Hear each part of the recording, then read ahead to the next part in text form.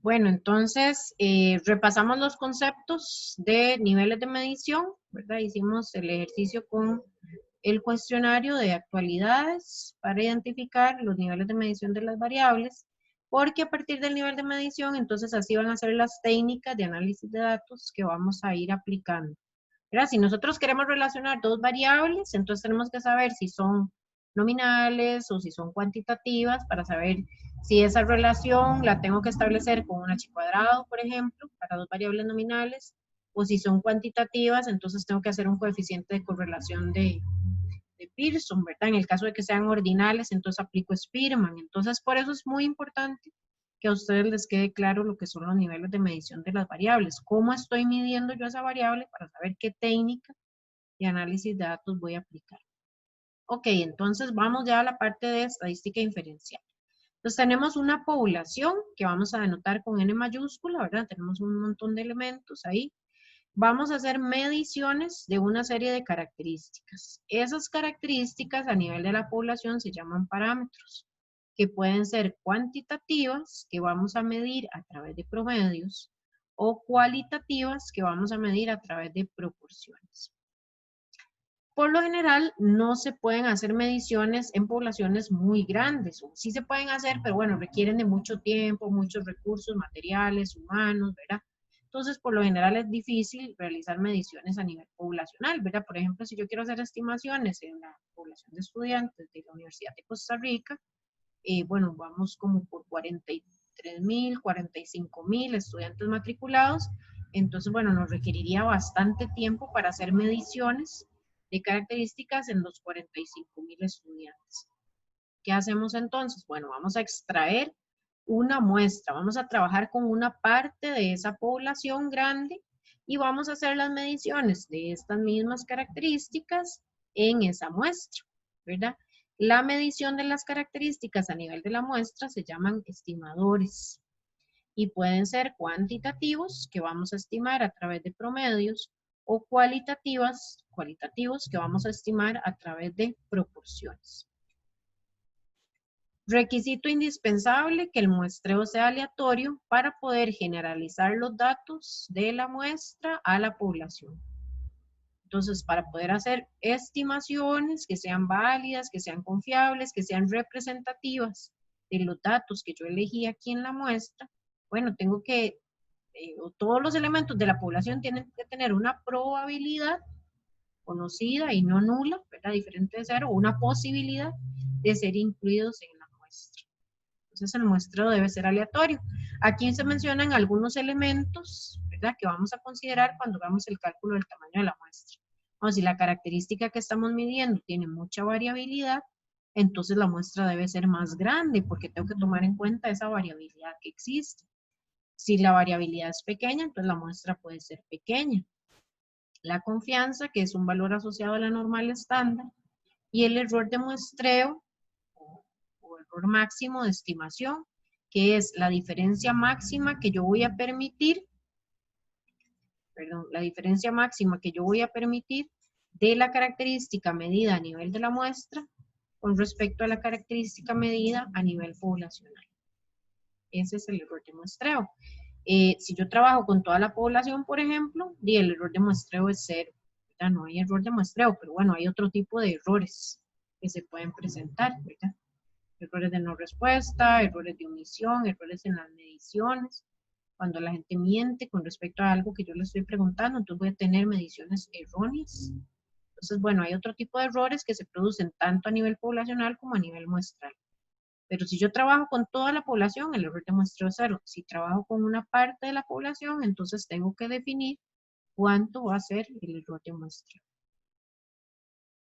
Ok, esos son algunos conceptos que ya les acabo de mencionar: características medidas a nivel poblacional, parámetros, y medidas a nivel de la muestra, estimadores. Cualitativas, medimos con proporciones; cuantitativas, con promedios. Ahora, para que los estimadores sean buenos estimadores, tienen que cumplir una serie de requisitos o propiedades, ¿verdad?, que están mencionadas ahí. Bueno, que sean insesgados, consistentes, eficientes y suficientes. Vamos a ir explicando cada uno de estos.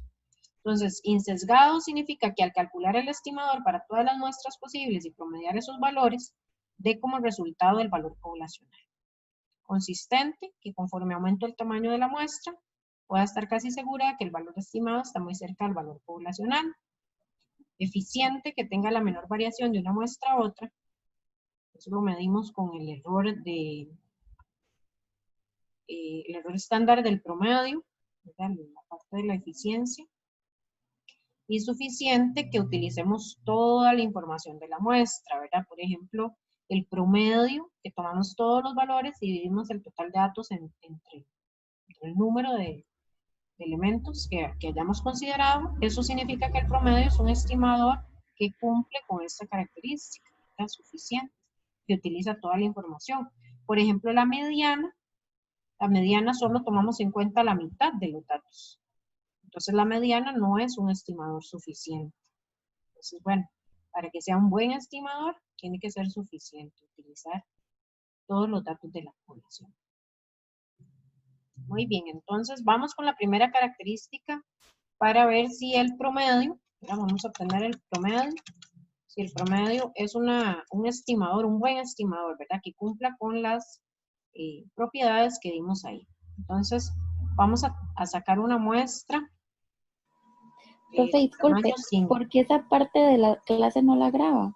Sí, ya la estoy grabando. Ah, ok. Ahí es que le di pausa nada más para abrir el archivo. Ahí la estoy grabando. Gracias por el recordatorio. Entonces, vamos a sacar una muestra de tamaño 5. Entonces, le voy a generar números aleatorios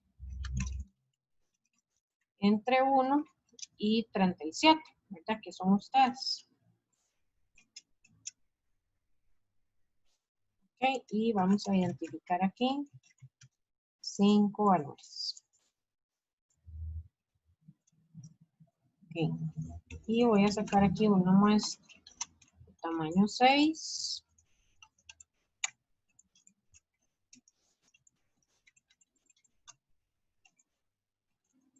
Una muestra de tamaño 7.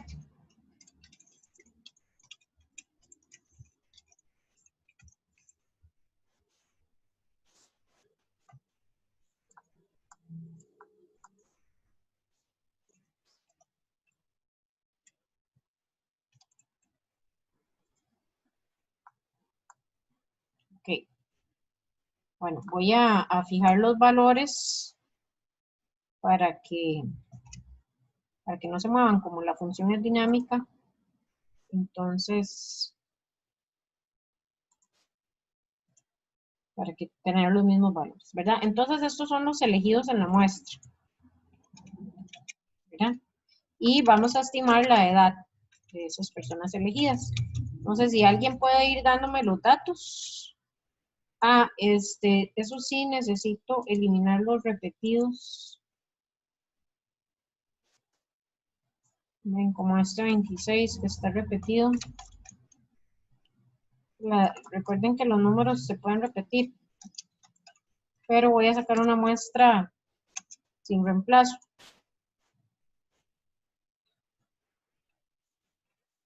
¿Alguien puede verificar que no se repita ninguno? El 19. ¿Se repite? Y el 18. Vamos a sacar un número más. Ahí. Profe, El 9 también se repite. A ver. El 9 también se repite. El 9, ajá. Ok, entonces, una vez que tenemos los números aleatorios, ¿verdad? Para que todos tengan la misma posibilidad de ser seleccionados, números aleatorios, entonces determino la edad de cada una de estas personas, que fue lo que hicimos ahora. Entonces, voy a hacer la estimación, ¿verdad? Porque no estoy haciendo la estimación de todas las personas, no estoy calculando el parámetro, que bueno, aquí lo tengo, ¿verdad? Este es el promedio poblacional. Esta población es relativamente pequeña, son 37 personas. Por lo general, y como les digo, son poblaciones más grandes. Pero bueno, aquí tengo el valor del parámetro. Este valor, por lo general, no se conoce. Le voy a poner aquí un signo de pregunta. Porque entonces, ¿verdad? Lo que hacemos es sacar una muestra que sea aleatoria y hacemos la estimación de ese valor en esa muestra. Entonces aquí tengo una muestra de 5, aquí fui aumentando el tamaño de la muestra, ¿verdad? Los tamaños de 5, de 6 y de 7. Y las muestras sin reemplazo, ¿verdad? Entonces voy a hacer la estimación aquí del promedio. ¿Ven? Ese promedio me da 20, me voy a ponerle ahí un poquito decimal. Voy a hacer aquí el otro promedio. Y aquí voy a hacer otro promedio. Entonces este sería x/1, ¿verdad? O le voy a poner aquí promedio muestral 1. Este es el promedio muestral 2. Y este es el promedio muestral 3.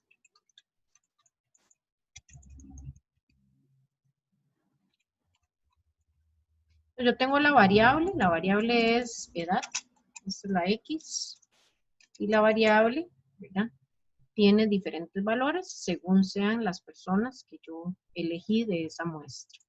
Pues la primera característica que teníamos ahí era insesgado, ¿verdad? Que decía que al promediar todos los valores de todas las muestras posibles, dé como resultado el valor poblacional. Entonces, por ejemplo, si yo promedio el promedio de la muestra 1, promedio de la muestra 2, el promedio de la muestra 3, si ven aquí, abajo, ¿verdad? En Excel, que nos da el promedio, el recuento y la suma. Vean que da 20.1. Aquí tengo el promedio que da 20.4. Claro, yo saqué solamente 3 muestras. Podemos sacar un montón de muestras posibles, ¿verdad? Esta es una posible muestra de tamaño 5, en donde elegí esas 5 personas, ¿verdad? Esto es una muestra posible de tamaño 6. Ahora, conforme yo voy aumentando el tamaño de la muestra, puedo estar casi seguro de que el valor estimado está muy cerca del valor poblacional. Esa era la segunda característica, que era consistente. Entonces, bueno, en este caso, el promedio 20.20, aquí está 20.20 también. Aquí coincidió el valor. Pero conforme yo voy aumentando el tamaño de la muestra, me voy acercando más al valor poblacional. Sí, dígame. Profe, una pregunta. En la segunda muestra, creo que está metiendo la primera persona. O sea, al hacer el cálculo del promedio. Me faltó, cierto. Muchas gracias. Muy bien. Muchas gracias por la observación. Sí, entonces ven, ahí, bueno, la primera, que era promediar los promedios. Este, ya 20.1, el promedio general. Y el promedio a nivel poblacional 20.4. Valor que no conozco, ya por lo general, valor del parámetro. Por eso lo puse ahí. Pero usted decía que cuanto más grande sea la muestra, perdón, ¿sí? Más se acerca el estimador al valor poblacional, sí, del parámetro. Esa es la idea. Ajá. Pero, digamos, acá en este caso no se estaría cumpliendo. Por ejemplo, la muestra que tiene 7 personas tiene un valor de 19.9 sí, y el valor poblacional de 20.4. O sea, que está más cerca en realidad la muestra que tiene 6. Exacto. Sí, bueno, esto es una de muchas posibles muestras. Vean que aquí yo tengo 7 y 6, 13 y 5, 18. Tengo la mitad de la población, ¿verdad? Porque aquí tengo 37 personas. Entonces, claro, las muestras que yo tengo aquí son pequeñas, relativamente pequeñas, ¿verdad? Porque nada más lo quería para hacer el ejercicio e ilustrar un poco las características. Puede ser que esta muestra que yo seleccioné no está reflejando de la mejor manera este parámetro poblacional, ¿verdad? Porque, claro, tiene razón usted, más bien se aleja un poquito más del parámetro. Pero, ¿qué pasa si yo, no sé, meto algún otro valor aquí? Alguna otra persona, ¿verdad? En forma aleatoria, bueno, tendría que generar ahí un número aleatorio. Digamos que la persona 32, por decir algo, yo no sé si está repetido o no. ¿Cuántos años tiene la persona? 32, 31 años. Solo con aumentar en 1. Bueno, este no lo hice aleatorio, debería ser aleatorio, ¿verdad? pero vean una muestra de tamaño 8, ¿verdad? Es que por azar puede caer cualquier valor, pero se supone que si usted tiene una muestra entre más grande o conforme vaya aumentando más el tamaño de la muestra, usted puede estar casi segura, ¿verdad? Casi segura, no 100% segura, pero bueno, tiene una posibilidad muy alta, una probabilidad muy alta de que este valor que usted está estimando en esta muestra va a estar muy cerca de este valor que usted no conoce. Es el promedio poblacional. Como por decirlo así, profe, que si uno en vez de 5 hace 20, dice cerca mucho más. Claro, exacto. Conforme más grande sea el tamaño de la muestra, pues más cerca voy a estar del valor poblacional. Muy bien. ¿Sí se entiende? Ok, entonces, como vimos ahora, bueno, demostramos ahí un poco las características: insesgado, consistente, eficiente y suficiente, ¿verdad? Que tenga la menor variación. Bueno, no calculamos la desviación estándar. Tenemos que calcularla y dividirla entre el tamaño de la muestra para ver el error de estimación. Para tener también esta otra propiedad de los buenos estimadores. Pero vimos que diferentes muestras me dan diferentes valores, diferentes promedios. No sé si alguien recuerda los promedios que teníamos para la muestra 1, la muestra 2 y la muestra 3. Me devuelvo y alguien los apunta por ahí. Eran 20, Ajá. 20.3 creo, y después 21.3. 21.3. Tengan esos tres valores. Bueno, ahí que les estoy compartiendo. No sé. Bueno, ahí está el Excel, ¿cierto? ¿Sí están viendo el archivo de Excel? Sí, profe. Sí. Ok, entonces vean, Sí. yo tengo la variable edad, la cual varía, valga la redundancia, o la cual tiene diferentes valores según las personas que yo elegí. Pero además, yo aquí tengo un estimador de una muestra posible de tamaño 5. Aquí tengo otro estimador de esta muestra de tamaño 6 y aquí tengo otro estimador. Entonces vean que estos valorcillos de estos estimadores, y ya ahora el estimador no tiene un solo valor, ¿verdad? Sino que tiene, en este caso 3, yo puedo sacar otro más, puedo sacar otra muestra aquí de tamaño 6 o 7, aquí otra muestra de tamaño 10, como decía el compañero, o de tamaño 20, ¿verdad? Entonces puedo sacar muestras diferentes y voy a tener estimadores diferentes. Entonces, los estimadores se comportan como variables, ¿verdad? Al seleccionar diferentes muestras. Y estos tienen diferentes valores de una muestra a otra. Entonces, también se comportan como variables. Si se seleccionan muestras de diferente tamaño para calcular cada uno de esos promedios o estimadores, ¿verdad? Promedios muestrales, la distribución de probabilidad del estimador muestral se encuentra definida por el teorema del límite central. Que el teorema lo que nos dice es que si la variable aleatoria sigue una distribución normal cuyo promedio es igual a mu y variancia sigma cuadrado, entonces al hacer yo la distribución de probabilidad del estimador muestral, esta también se va a distribuir de forma normal con media mu y variancia sigma cuadrado entre él. Esto sin tomar en cuenta el tamaño de la muestra, ya sea para muestras pequeñas o muestras grandes. Bueno, ustedes dirían, sí, no hay mayor cosa, de X se distribuye normal, pues X barra también se distribuye normal, ¿verdad?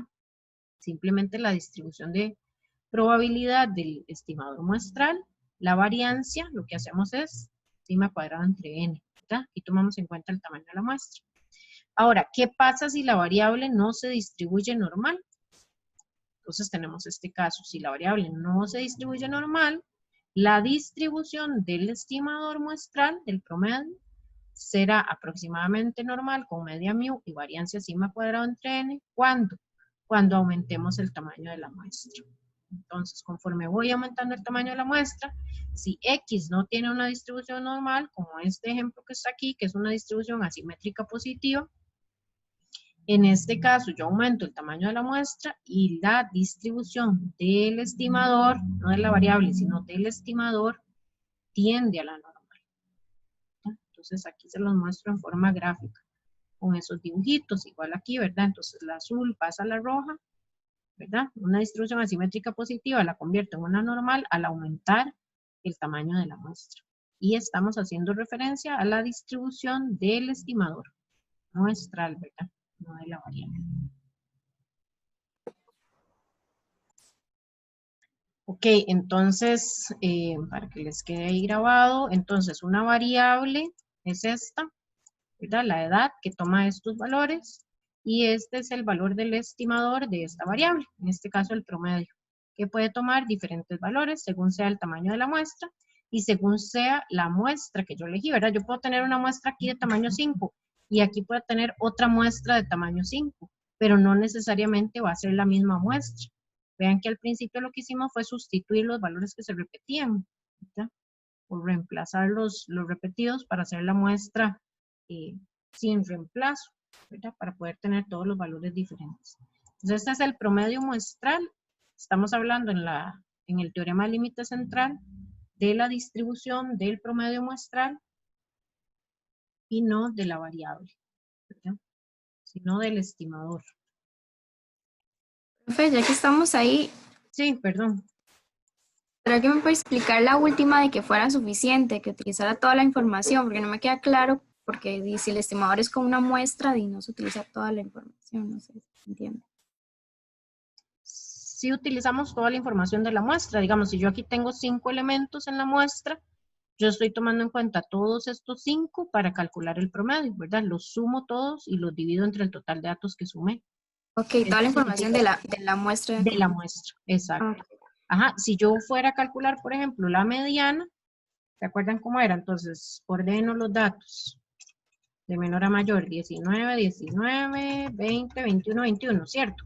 Los datos de esta muestra, ¿verdad? Entonces, el promedio los sumo todos y los divido entre el total de datos sumados. ¿Cuál sería la mediana aquí?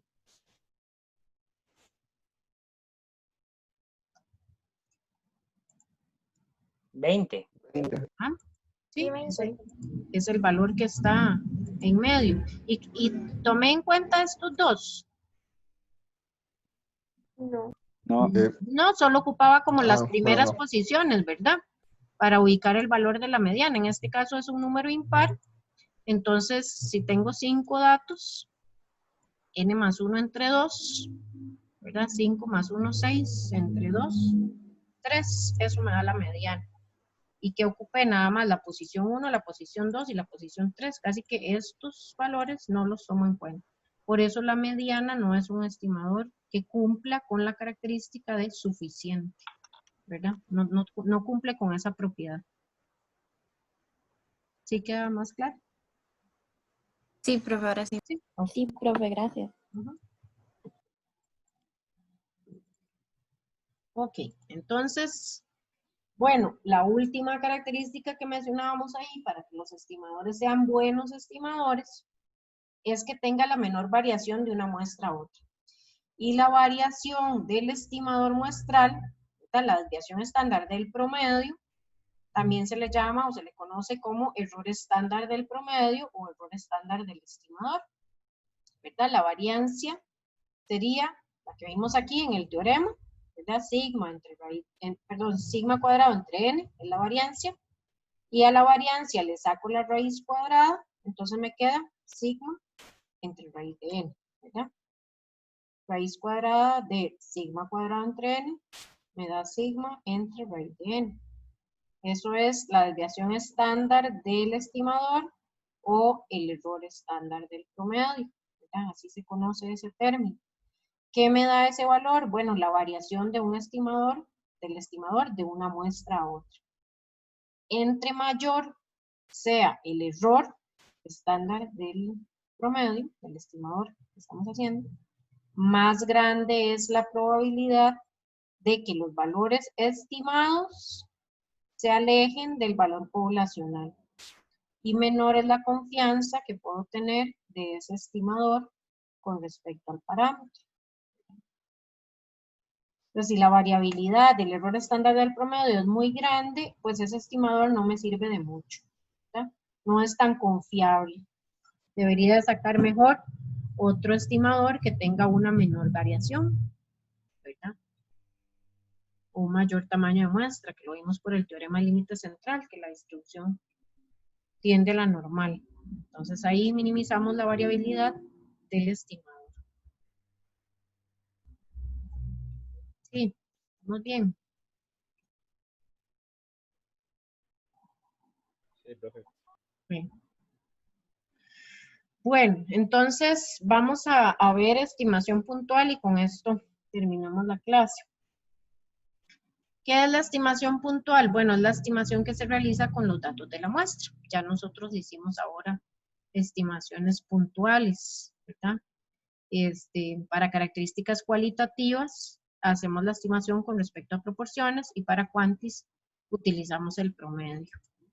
Entonces, bueno, aquí viene un ejemplo para estimar la edad de los estudiantes matriculados en la U en el primer semestre del 2020. La población aproximada es de 43,000 estudiantes. Sin embargo, no se pueden tener los datos a nivel poblacional, ¿verdad? No vamos a entrevistar a los 43,000 estudiantes. Entonces, ¿qué hacemos? Bueno, sacamos una muestra aleatoria, en este caso el tamaño 19.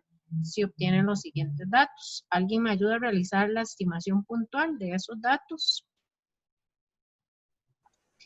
La estimación puntual es tomar todos los valores de la muestra.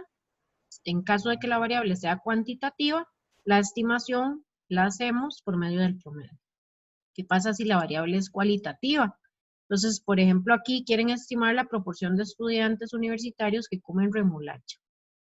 Esto para el primer semestre del 2020, igual la población estimada de 43,000 estudiantes, no se pueden obtener todos los datos, se entrevistaron 20 y se obtienen esa información, ¿verdad? Entonces la primera persona sí consume remolacha, la segunda y la tercera no, la cuarta sí. ¿Cómo hacemos la estimación puntual?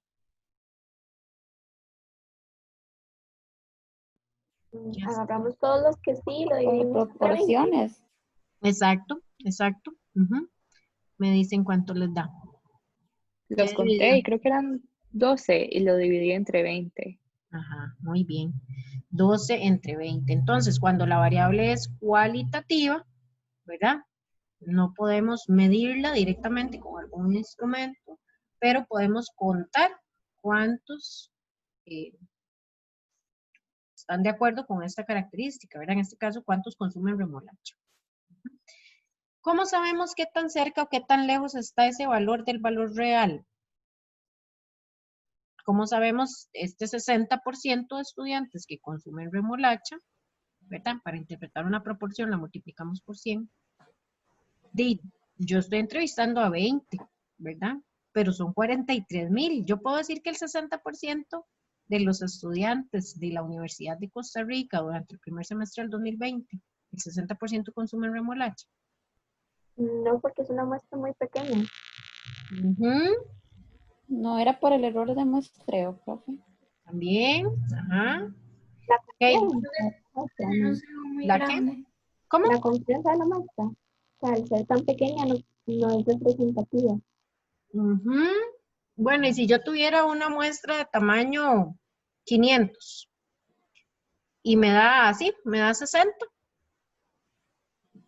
Digamos que la muestra no fue de 20, sino que fue de 500 y me da que el 60% de los estudiantes, ¿verdad? Yo puedo generalizar esos datos a toda la población. Puedo decir que el 60% de todos, de los 43,000, que no entrevisté a los 43,000, sino que entrevisté nada más a 500, consumen remolacha. ¿Cómo sé eso? Pues yo siento que la muestra sería representativa, pero tendría que tomar en cuenta el error de muestreo, digamos, para poder saber si sí representa o no representa o generaliza a la población. Claro. Bueno, les dije que lo voy a dejar hasta aquí, ¿verdad? Porque ya faltan 15. Efectivamente. ¿Será con esto de, perdón, que acabamos de ver de que mientras más alto sea el número, menos confiable es el dato?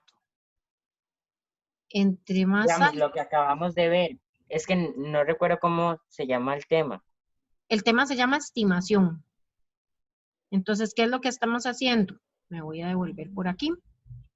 Lo que estamos haciendo es... ajá. En la diapositiva, digamos, que estaba como anterior. Ajá. Ya voy. Que dijimos... Sí, dígame. Las propiedades de los buenos estimadores, es lo que está diciendo el compañero. Ok, voy a poner las propiedades estas. Ajá. No, más adelante. Más. el error estándar. Eso, ajá. Ajá. Que digamos, mientras más alto sea el error, es menos confiable el dato. Claro, pero no hemos hecho la estimación del error estándar del promedio. Entonces sí, sería muy buena práctica ver este dato, ¿verdad? Calcular este valor. Entonces necesitamos el dato de la desviación estándar, poblacional o muestral, ¿verdad? En caso de que no tengamos la poblacional, podemos utilizar la muestral y dividirlo entre el tamaño de la muestra. ¿Y eso con qué fin? Bueno, con el fin de poder generalizar los datos que tomamos de toda la población, extrajimos una muestra aleatoria, en este caso pequeñita, ¿verdad? Tienen razón ustedes, es una muestra tamaño 20, pero bueno, si fuera una muestra grande de tamaño 500, ¿cómo hago para generalizar ese 60% de estudiantes que consumen remolacha, ¿verdad? Hacia los 43,000, ¿verdad? ¿Qué tan segura puedo estar de ese 60%, ¿verdad? O de la variable, la estimación que ustedes hicieron ahora también de la edad, que les dio 20.6 creo. Les dio 20, bueno, alrededor de 20. ¿Cómo sé que ese es el promedio poblacional, verdad? Entonces, bueno, nunca hay 100% de certeza de que el valor que yo estoy estimando, ¿verdad? Sea el mismo que el valor poblacional, a menos de que la población sea pequeña, como en este grupo, ¿verdad? Que yo puedo tener el parámetro y puedo verificar, pero bueno, por lo general no tenemos la información del parámetro, por eso extraemos una muestra. Entonces, bueno, lo vamos a dejar hasta aquí, se quedan con la incógnita. Y no nos va a decir, profe. No les voy a decir porque ya viene el otro tema y ya ahí me extiende un poquitito más y ya faltan 15. En realidad uno lo que hace, bueno, les voy a decir para que no dejarlos con incógnita, ¿qué es lo que uno hace? Uno establece una probabilidad, un nivel de confianza para poder hacer esa estimación. Entonces yo puedo decir, yo puedo estar con un 90% de seguridad de que el valor estimado, ¿verdad? Este que hice aquí, con ese 90% de confianza yo voy a dar dos valores entre los cuales se encuentra el valor poblacional que no conozco. Pero tengo una seguridad de un 90%, o de un 95%, o de un 99%, dependiendo de las conclusiones, dependiendo del impacto que van a tener las conclusiones que yo voy a dar a nivel poblacional. Profe, ¿usted cree que se pueda devolver un segundo a la gráfica de la normal? Mira que a mí eso me cuesta un montón. Esta. Esa, ajá, del límite central. Y creo que había una anterior, ¿no? Ajá. Una anterior a esa. Sí. Ajá. Que ocupa que le explique de aquí. Lo entendí. Si lo puedo volver a explicar. Claro, con mucho gusto. Vea, aquí qué es lo que estamos haciendo, que una variable X, como la que teníamos en el ejemplo, que era la edad, sigue una distribución normal. ¿Qué es una distribución normal? Es una distribución simétrica que tiene el promedio aquí, ¿verdad? En la pura mitad, donde se acumulan la mayoría de los datos, el promedio, la moda, la mediana son iguales. Eso significa que la distribución simétrica tiene la misma cantidad de datos hacia un lado que hacia el otro. Hasta ahí vamos bien, ¿verdad? Son características de la normal. ¿Sí? Ok, sí. Ok. Esto es la variable X, pero yo no voy a medir X, yo voy a trabajar aquí con el estimador muestral. Entonces, este estimador muestral, si esta es la distribución de la variable y yo hago la estimación, ¿verdad? El promedio de una muestra de tamaño N, recuerden que yo saqué 3 muestras, una de 5, una de 6 y una de 7. Yo agarro una, cualquiera, ¿verdad? Porque yo no voy a hacer un estudio con 3 muestras diferentes, ¿verdad? Porque cuesta mucho hacer un estudio. Entonces, ¿qué hago? Saco una posible muestra. Y de esa posible muestra, yo hago la distribución del estimador muestral. Entonces, si la variable sigue una distribución muestral, el estimador de mi muestra también va a seguir una distribución normal, ¿verdad? Entonces, de ahí no hay como mayor complejidad. Ah, ok. Yo, ¿verdad? Listo. Ajá. ¿Qué pasa? Que cuando la variable no es normal, no sigue una distribución normal, sino que vea que la mayoría de los valores se acumulan en valores bajos, pero hay valores altos que hacen que la curva se tire, ¿verdad? La cola, digamos, sea más hacia la derecha. Eso significa que la distribución de la variable es asimétrica positiva, pero como yo no voy a estudiar los valores de la variable, sino que voy a estudiar los valores del estimador, entonces, si yo hago la distribución de probabilidad de los estimadores, conforme aumento el tamaño de la muestra, muestras mayores a 30, la distribución del estimador tiende a la normal, ¿verdad? Tiende a centrar todos los valores alrededor del promedio, ¿verdad? Tiende a ser simétrica. En lugar de tener esta forma, tiene esta forma. Pero vea que aquí tengo X y aquí tengo X barra, ¿verdad? Entonces tiene que distinguir si estoy haciendo la distribución de la variable o del estimador. Esos son los detallitos, ¿verdad? Que tenemos que tener en cuenta ahí. Gracias, profe. Mucho gusto. ¿Cómo estamos hasta aquí?